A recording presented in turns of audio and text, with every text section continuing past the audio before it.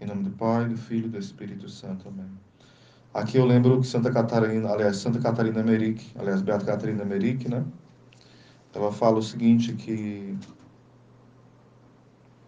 uma das maiores dores de Jesus foi a traição de Judas. O eleito se torna o homem que persevera no mal.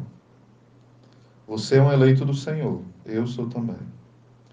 Não perseveremos no mal, meus irmãos, não perseveremos. Saiamos, fujamos do mal. Esse evangelho vai nos preparando para os demais dias, onde nós vamos contemplar esse grande mistério da Via Crucis, né? O caminho da cruz, o caminho sagrado do Senhor, que também é o nosso caminho. Como o próprio Jesus fala, se fizeram assim com lenho verde, o que não fará com lenho seco? O mestre, o servo não é maior do que o Senhor. Então nós vemos hoje algo que nos comove muito, porque os santos, né, eles vão falar sobre esta situação. E aqui eu não queria entrar no mérito se Judas está no inferno, se não está, mas alguns santos deixam a entender, eles não falam a frase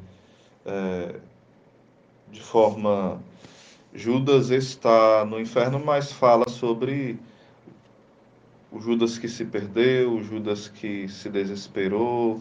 Por exemplo, Santo Afonso fala sobre isso no livro Preparação para a Morte, ele falando de Tertuliano, fala de, se não me engano, de Lutero, Calvino, de Judas, né, que foram se perdendo porque começaram bem na medida que foram buscando, né, a vontade de Deus, mas foram terminando mal a sua vida. E outros santos também falam sobre isso. São Francisco de Sales, doutor da igreja, ambos doutores da igreja, Santo Afonso e São Francisco de Sales, né, sobre essa perdição de Judas. Mas existe uma grande discussão entre os teólogos, né, mas muitos santos falam dessa perdição de Judas. Mas não é esse mérito que eu quero entrar a princípio. Mas aquilo que, quando estava acontecendo o momento da ceia, Jesus fala que um há de traí-lo, no sentido bem concreto da palavra, com um ato de trair mesmo, né? O grupo dos 12 trair o próprio Jesus, entregá-lo. E daí ele fala sobre o que está escrito, que de fato vai acontecer.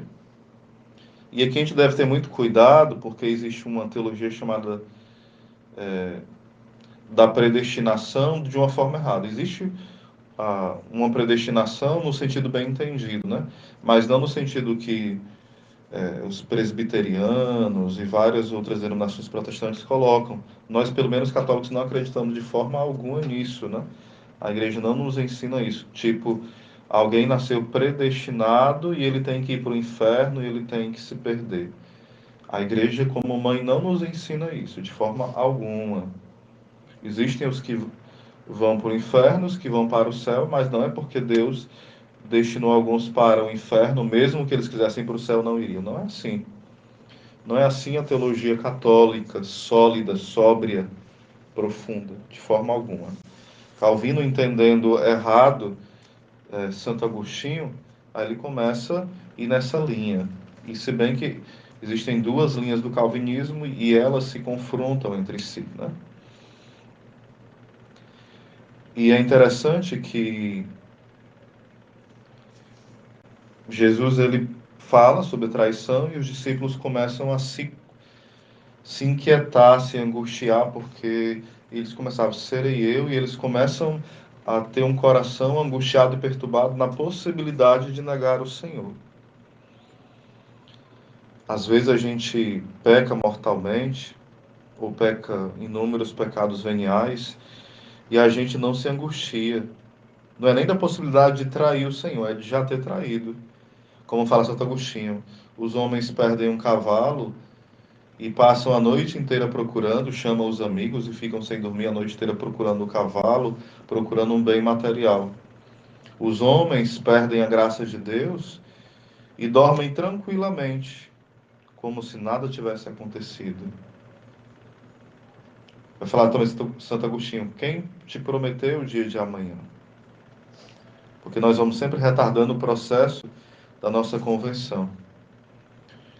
Então é bom a gente pedir muito a Deus esta graça de ter um coração cheio de dor, porque ofendeu o Senhor, uma dor santa, uma santa tristeza, não uma tristeza que leva ao desespero, que leva à doença, mas uma tristeza que nos leva aos pés do Senhor, aos pés do amado, aquele que é o sentido e a razão do nosso existir, como fala São Paulo.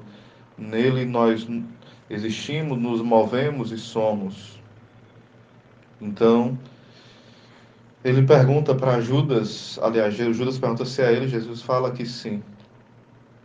E sobre Judas, a gente poderia tirar uma lição muito grande para nós. Um homem que vai perseverando no seu mal, no seu erro.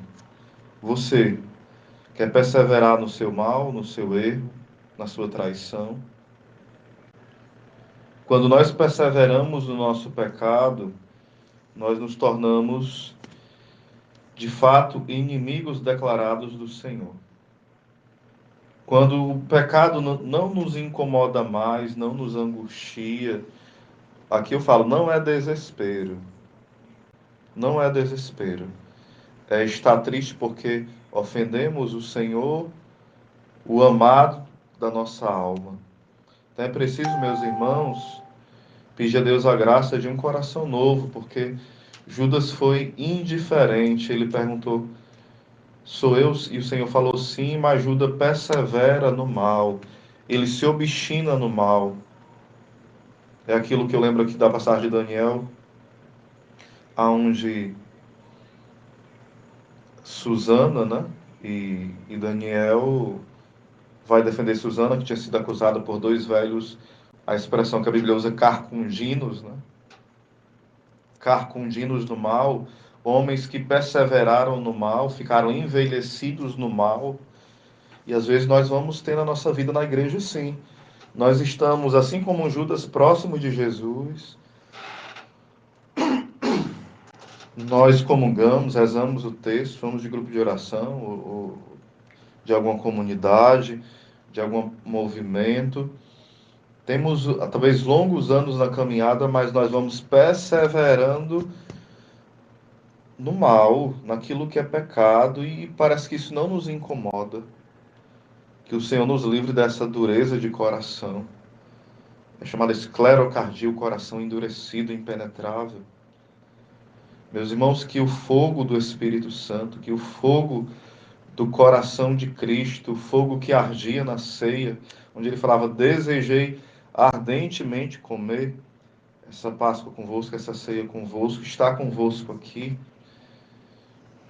Então, que o nosso coração possa ser incendiado por esse amor.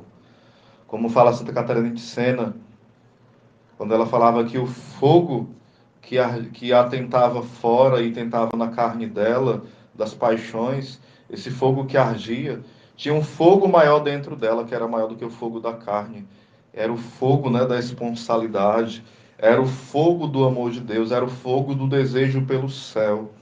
Então, que nós sejamos tomados por este fogo, que é maior do que o fogo das paixões, do fogo da impureza, o fogo do ódio, o fogo da inveja, o fogo das nossas desordens.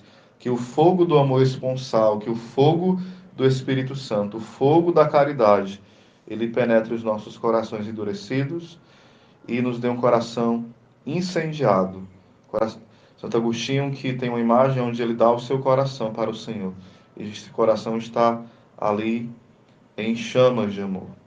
Que o nosso coração de fato esteja em chamas de amor. Louvado seja nosso Senhor Jesus Cristo, para sempre seja louvado.